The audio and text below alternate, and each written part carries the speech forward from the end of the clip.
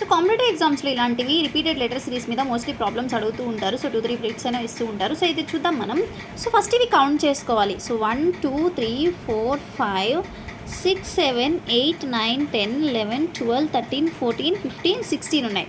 So ఈ 16 ఉన్నాయి కాబట్టి దీన్ని మనం 4 పార్ట్స్గా రాసుకోవచ్చు. సో 4 4s అంటే 1 2 3 4 ఒక పార్ట్, అగైన్ 1 2 3 4 ఒక పార్ట్, అగైన్ 4 పార్ట్స్. సో దీన్ని మనం 4 పార్ట్స్గా ఒక్కొక్క సెట్లో ఎన్ని ఉంటాయి? 4 ఉంటాయి.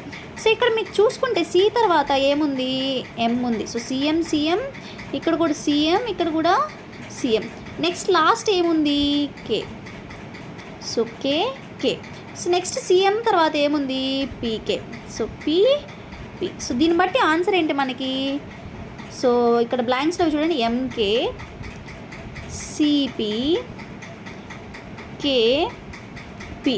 సో ఏ ఆప్షన్ చూడండి? Option A. సో ఇలా మనం వీటిని ఈజీగా క్యాలిక్యులేట్ చేస్తాం.